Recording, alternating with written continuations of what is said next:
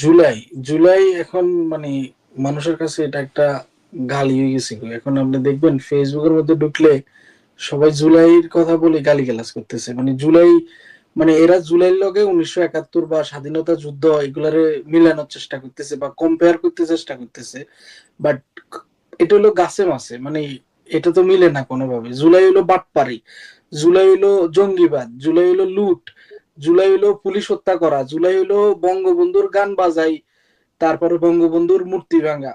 So, July নিয়ে মন্তব্য যেগুলো আপনি দেখেন, এই যে এরা জুলাইরে পুঁজি করি, এদের যে উপদেষ্টা হইছে, উপদেষ্টার পিএস এরা শত শত কোটি টাকার দুর্নীতি করছে। মানে যেগুলো বাদ খাইতে মাথাইতো না, ঠেং মিলে হইতাইতো না, এগুলো অনগা হাজার কোটি টাকার মালিক, লাইক শত কোটি টাকার গাড়ি লই চলে।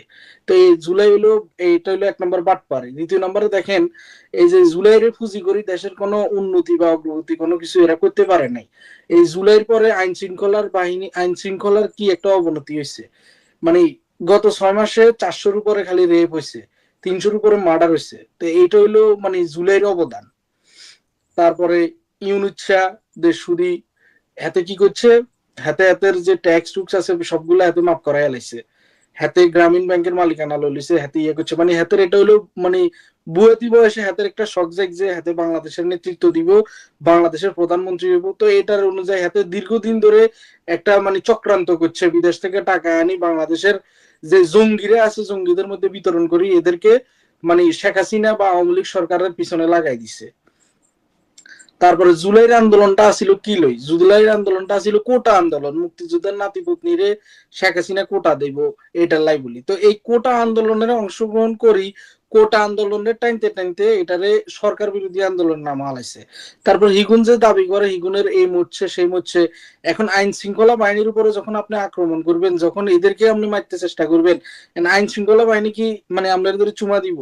অবশ্যই ওরা ওদের যে আত্মরক্ষার জন্য ওরা অস্ত্র ব্যবহার করছে, তার মানে না যে এই জুলাই লাল বন্দর গুলার মারি গেলেছে এইগুলারে, এই যে জামাইচ্ছা বিএনপি জঙ্গিরা এদেরকে মারি ইন্টারন্যাশনালি এটা প্রেজেন্ট করছে যে আওয়ামী লীগ সরকার এদেরকে নির্বিচারে মারছে, গুলি করছে। এই জন্য বহির্বিশ্ব থেকে হয়তো আওয়ামী লীগ তখন একটা চাপে ছিল, মানে বিকজ মানুষ এগুলো দেখতেছে আর অনলাইনে দ্রুত এই রুমর গুলো স্প্রেড হয়েছে। তো জুলাইয়ের মানে আপনি আমার একটা ভালো দিক দেখাইতে পারবেন না, বা বাংলাদেশের একটা মানুষ ভালো দিক দেখাইতে পারতো না। মানে বাংলাদেশের মানুষের জন্য 1 বছরে ডক্টর ইউনিট কি একটা কাজ করছে, মানে এটা একটা উদাহরণ দেওয়া যায়। মানে এরকম কোন একটা কাজ নাই, আপনার দ্রব্য মূল্যের উদ্যোগতি, মানে এগুলো তো সব জুলাইয়ের ফসল। তারপরে আপনি দেখেন এই যে জুলাইতে যে পরিবারগুলা মানে বলতেছে যে তারা যোদ্ধা গো, মা বাবা এরা হলো সবগুলো টাকার লোভী। এই যে আবু সাইদা মরে গেছে দেন হাতের মা গতকালকে এক নিউজে বলতেছে কি সে ঠিক মতো টাকা পাইতেছে না, তারা টাকা দিতে, অথচ এদের ফ্যামিলিরে কোটা লোটা ব্যাগগুলা দি, ফ্যামিলির এস্টাবলিশ করি, চাকরি দি, 30 লক্ষ টাকা এককালীন দি। মানে বিশাল অবস্থা। যে কোটালে যুদ্ধ হয়েছে, কোটা কিন্তু চলমান, কোটার জায়গায় কোটার হলো ব্যাগদিন হলো মানে হাক্কে তাই সরকারে পতন করলো, ক্ষমতা চিন্তা করলো ডক্টর ইউনিচ্ছে। মানে জুলাই মানে জুলাইরে নিয়ে বিবৃতি দেওয়ার মতো এখানে আর কোনো কিছু থাকে না। তারপর আপনি দেখেন একটা স্বাধীন দেশ, স্বাধীন দেশের আবার স্বাধীন হয়েছে, 5ই আগস্ট মানে স্বাধীনতা দিবস, এগুলো যুদ্ধ করছে। তারপরে তাকায় দেখেন এই যে এই জুলাই জঙ্গি হাতে মুক্তিযোদ্ধারা কিভাবে লাঞ্ছিত হয়েছে, এদের গলার মধ্যে জুতার মালা দিছে। তারপরে সংখ্যালঘুরে বিভিন্ন ধরনের ধর্মীয় মানে ব্লেম দিয়ে ইগুনের মন্দির ভেঙছে, সংখ্যালঘু বেডিরে কদিন আগে রেপ করছে, তারপরে বাপ ছেলের মাথা কামাই দিছে। এসব তো জুলাই জঙ্গিরা করছে। জামাইচ্ছা বিএনপি এমন ভাবে মাথা ছাড়া দিয়ে উঠছে, মানে আফগানিস্তান ফিলিস্তানি কিন্তু বাংলাদেশ অনেক ছাড়াই গেছে। বাংলাদেশের মানুষের বিন্দুবত্তর নিরাপত্তা নাই। বাংলাদেশের মানুষ এখনকার হাঁটতে গেলে আমরা শেখ হাসিনার আমলে ভালো আছিলাম। তাহলে আপনি জুলাইটারে কিভাবে আপনি রেসপেক্ট আসবো, বা জুলাইটারে কিভাবে সম্মান দিবেন? আর একটা স্বাধীন দেশ দ্বিতীয়বার কিভাবে স্বাধীন হয়? মানে একটা রাজনীতিক ফাইটিং রাজনীতির একটা মানে যুদ্ধের ময়দানটা তুমি এটা স্বাধীনতা যুদ্ধ বানাই দিবা, এটা তো বাংলাদেশের মানুষ মানি নেবো না। তো জুলাইতে মানুষ কি পাইছে? মানে জুলাই লই টকি টকি আবার এই যে এনসিপি দল গঠন করছে জুলাইরে মানে ইয়া করি সামনে রাখি, তারা বাংলাদেশে এমপি মন্ত্রী হইব, প্রধানমন্ত্রী হইতো চায়। এই যে নাহিদ, তার বাবা শিশু দর্শন করি, তার বাবার ভিডিও আছে, আমি ফেসবুকের মধ্যে দিছি। একটা কুলাঙ্গারের ছেলে সেই বাংলাদেশের প্রধানমন্ত্রী হইতে চায়, এখনো ভিডিওটা আছে। তার নিজের শিক্ষা প্রতিষ্ঠানের ছাত্রগুলোতে সে মাইর খাইছে, তার বাবা খিলক্ষেত বসে বসে এখনকার দুর্নীতি করে ওইখানে সে বাংলাদেশের প্রধানমন্ত্রী হইব। আমি চ্যালেঞ্জ করি বলতে পারবো ওয়ার্ড পর্যায়ে যাইও এরা একটা ভোট পাইতো না, মানে ওয়ার্ডে যে ইলেকশন হয়, মেম্বার ইলেকশন, সেটাও হইতে হইতো না। জুলাই নিয়ে এক্সপ্লেন করতে গেলে আর সারা রাত চলে যাবো ভাই। এই হলো জুলাই। এই যে আরেক উপদেষ্টা এয়ারপোর্টে অস্ত্র নিয়ে ধরা পড়লো। এত অস্ত্র ঢুকিয়েছে, বাংলাদেশের আইন অনুযায়ী অস্ত্র একটা নির্দিষ্ট বয়স আছে, যেটাও হাতের নাই। তারপরে বা 3 লক্ষ টাকা না কত টাকা কর পরিশোধ করতে হয়, সেটাও হাতে করে না।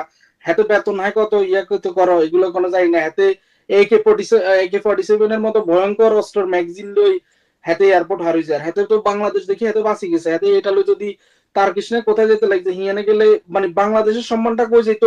হাতে যেহেতু রাষ্ট্রের একটা ইয়ের মধ্যে পড়েছে, বা হাতের অবস্থানটাও কই যেত। তো এরা তো হলো জঙ্গি, এরা প্রতিনিয়ত অস্ত্র ক্যারি করে। আবু সাইদারে এরা নিজেরা মারি আওয়ামী লীগের উপর দোষ চাপাই দিছে। এরা এদের এই যে যতগুলো স্টুডেন্ট মারা গেছে সবগুলার এই জঙ্গিরা মারছে। নোয়াখালীর একজন কৃতি সন্তান আছেন উপদেষ্টা মাস্টার মাইন্ড, তারে বহুদিন ধরে আন্ডারগ্রাউন্ডে কোথাও পাওয়া যাচ্ছে না। উনি কোথায় আছেন জানেন স্বপ্নের? নোয়াখালীর উপদেশটা কে? Mahfuz master mind. ও ঠান্ডা মাহফুজ। হাতে আসলে সাবে টাবে পড়ে হাতে ইয়ে গেছে কদিন আগে। হাতের বাপের বলে এলাকার মধ্যে দিছে ফিডব্যাক ঘুরে, বিএনপির নেতারা বলে হাতের বাপের দিছে ফিডব্যাক। আর হাতে উল্টা পাল্টা কথা কয়, অনগা ওই যে পদত্যাগ হয়ে যাবো করি বয় অনগা গর্তের মধ্যে ঢুকি রয়েছে। বাট হিগা আরেক জঙ্গি। হিগা যে বাংলা উচ্চারণ গুলা করে এগুলো বোঝা যায় না। এতদিন আগে নোয়াখালীর এটাই একটা কলঙ্ক। এতারে মানে কেউ চিনেও না জানেও না, হঠাৎ করে হাতে উপদেষ্টা হয়ে গেছে কই। হাতের অবস্থাগুলো দেখিয়েন, হাতের আগের ছবিগুলো দেখিয়েন। হাতে মানে দিন আনি দিন খাই না হলা। এখন চেহারার কি পরিবর্তন, মানে কি বলবো আর। তো হাতে ওই যে বিতর্কিত হওয়ার ভয়ে হাতে চুপ হয়ে গেছে। আর এই যে তাদের মধ্যে সবচেয়ে অ্যাক্টিভ হচ্ছেন আমাদের হাসনাত আব্দুল্লাহ। হ্যাঁ, সে যা কয় তাই হয় কিন্তু বাংলাদেশ। হ্যাঁ। হাসান আব্দুল্লাহ তো জঙ্গিগো এত প্রধান, এত জঙ্গিগো হেড। হাতের বাবা, আমি কুমিল্লা দেবিদ্বারে খবর নিছি, হাতেও একটা দিন মজুরের ছেলে, হাতেও বাড়িতে একটা ঘর নাই। বাট হাতেরও অবস্থার পরিবর্তন হয়ে গেছে গই, ইশারায় এখন 1000 কোটি নিয়ে চলিয়ে গিয়ে। তারপরে হাতে যা ও যা করবো তা তো হওয়ারই কথা, পুরো প্রশাসন ওদেরকে সমর্থন দেয়। আমার মনে আছে গাজীপুরের যে মন্ত্রী না এমপির একজনের ঘর বাড়ি লুট করতে গেছিল, তখন Hasnat Abdullah direct publicly declare করছে মারি ফেলে না কেন, নেক্সট টাইম পেলে ছাত্রলীগ বা আওয়ামী লীগ বা গাজীপুরের মানুষের মারি ফেলতে।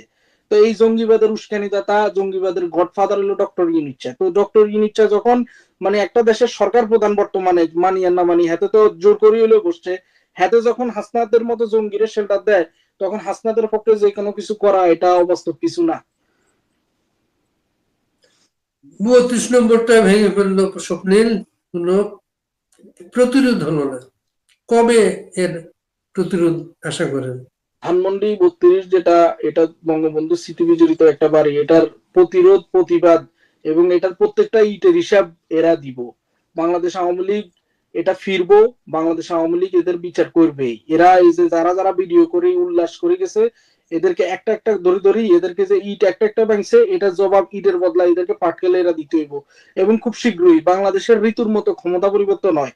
এককালীন ক্ষমতায় কোনো সরকারে আসিল না, আর আওয়ামী লীগ এগুলা অনেক আগ ধরে ফেস করে গেছে। সো এগুলো নিয়ে এটার কোনো চিন্তা করার তো মানে হয় নাই, অপশন নাই যে আওয়ামী লীগের আসতো না বা এগুলোর বিচারিত না। এবং ওদের মনের মধ্যে ভয় ঢুকে গেছে বই। এই জন্য এরা আরো উঠি পড়ি লাগছে যাতে আওয়ামী লীগের আরো বিনাশ হয় বা আওয়ামী লীগ আর ফিরতে না পারে। বাট আওয়ামী লীগ আসবো, ধানমন্ডির প্রত্যেকটা ইটে জবাব নেওয়া হইব এবং শীঘ্রই এটা হইব। শেখ হাসিনার বিরুদ্ধে একটা রায় হয়েছে গতকালকে, 6 মাসের জেল হয়েছে, কিভাবে দেখেন স্বপ্নের? শেখ হাসিনা নাই, শেখ হাসিনার কোনো উকিল নাই, জামাইটা উকিলে গেড়ে বানাই দিছে শেখ হাসিনার উকিল। যাতে মানে হাসি আগস্ট পর্যন্ত শেখ হাসিনার বিরুদ্ধে লেখালেখি করে গেছে, এখনো শেখ হাসিনার বিরুদ্ধে লেখালেখি করে। হাতে জামাতের প্রোডাক্ট জঙ্গিবাদ, হাতেরে বানাইছে শেখ হাসিনার পক্ষের উকিল। এখন যেখানে শেখ হাসিনা উপস্থিত নাই, যেখানে শেখ হাসিনার কথা বলার সুযোগ নেই, যেখানে আওয়ামী লীগ আজকে কোণঠাসা, যেখানে আওয়ামী লীগের নেতা কর্মীরা মিথ্যা মামলায় জেলে চলে যেতেছে, মারি ফেলতেছে, ইয়ে ধরে ফেলতেছে, শেখ হাসিনার ওরা যদি ফাঁসির রায় দিয়ে দেয়, এটা নিয়ে কথা বলা মানে পুরাই অযৌক্তিক, সময় নষ্ট করা। এরা এখন যেমন খুশি তেমন সাজানো ভাবে দেশ চালাইতেছে। সো আমরা এগুলা কেয়ারও করি না, কারে সাজা দিল ইয়ে করলো এগুলাতে কোনো কিছু যায় আসে না। সাজা দেওয়ার মতো ইউনিটটা কি মানে জনগণের ভোটে হয়েছে, 18 কোটি মানুষের সমর্থন আছে, গুটি কয়েকটা মানুষ ঢাকায় থাকে, জামাইচ্ছা জঙ্গি বিএনপির সমর্থনে এখনো ক্ষমতায় বয়ে রয়েছে, হাতে আদালত বানাইতেছে, হাতে রায় দিতেছে, হাতে সাজা শুনাইতেছে। এগুলো হলো একটা হাস্যকর ব্যাপার। অনলাইনে কথা বলার কারণে একটা সাব্বির জেলে অনেকদিন, তার খোঁজ পাওয়া যাচ্ছিল না। আপনি তার দেখেন সর্বশেষ বাক স্বাধীনতাটা কোথায় যায় দাঁড়াইছে। কিছুদিন আগে সাব্বিরের কথাটা আমি শুনছি, ছেলেটা মানে পুরো গায়েব করে ফেলছে। এই অনলাইনের মধ্যে আওয়ামী লীগের পক্ষে বা মুক্তিযুদ্ধের পক্ষে কথা বলতো, ইউটিউবে ছোট্ট একটা চ্যানেল ছিল। এই ছেলেটারে সাইবার মামলায় ঢুকাই, জামিন না দিয়ে এই ছেলেটারে মানে লুকাই ফেলছে। আমরা দীর্ঘদিন কষ্ট করার পরে বা আওয়ামী লীগের লোকজন কষ্ট করার পরে এর হদিস পাইছে বা এর ফ্যামিলির রিচ আউট করতে পাইছে।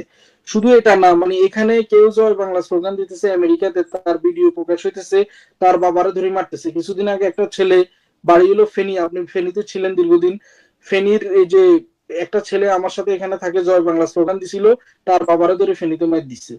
তো এখানে বাক স্বাধীনতাটা কোথায় গেল? জুলাই স্বাধীনতা দিছে নাকি মানুষের মানে মুখের কথা বলার স্বাধীনতাটাই কারে দিছে? স্বপ্নের, এই যে ইলেকশনের কথা বলছে আগামীতে তারা জুলাই সনদ ডিক্লেয়ার করবে, কিভাবে দেখেন এগুলোকে? ইলেকশনের কথা বলতেছে, ইলেকশন কারে নিয়ে করবে? কে ইলেকশনে যোগ দিব? জামাইচ্ছা? জামাইচ্ছারা আপনার কি মনে হয় জামাইচ্ছা জঙ্গি করে বাংলাদেশের মানুষ ভোট দিব? এরা তো নিজেরাই জানে এদের পায়ের নিচে মাটি নাই।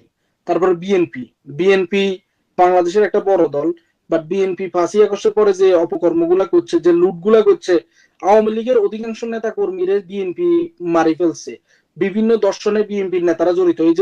এই যে কুমিল্লার মুরাদনগরের এই মহিলারা, হিন্দু মহিলারা দর্শন করছে বিএনপির নেতা। তারপরে এই যে 2 দিন আগে বোলার একটা মহিলারে দর্শন করলো বিএনপির নেতা, আমি ভিডিও আপলোড দিছি। তো এদের এই অত্যাচার অনাচারে বাংলাদেশের মানুষকে এদেরকে ভোট দিব? আর আওয়ামী লীগ হলো বাংলাদেশের সবচেয়ে বৃহত্তর একটা দল। আওয়ামী লীগ যে নির্বাচনে যাইবো না, তো আওয়ামী লীগের যে ভোটাররা আছে, নেতা কর্মী, মানে যাদের মধ্যে সিল আছে যে আমি আওয়ামী লীগ করি, ওরা ছাড়া যে মানে হাইড এন্ড সিক যে ভোটাররা আছে, এরা যে ভোট দিব কোনাই? তো আওয়ামী লীগ ছাড়া কি এই নির্বাচন সম্ভব? এটা হলো নাটক। আর জনগণ এগুলাতে যাইবো না। যদি জোর জবস্ত করে কোনো ক্ষমতা দখল করার হয় থাকে, ওইটাই করতে হবে। বাংলাদেশে কখনো আওয়ামী লীগ ছাড়া ফেয়ার নির্বাচন হবে না। স্বপ্নিল, আমরা শেষ করব আপনার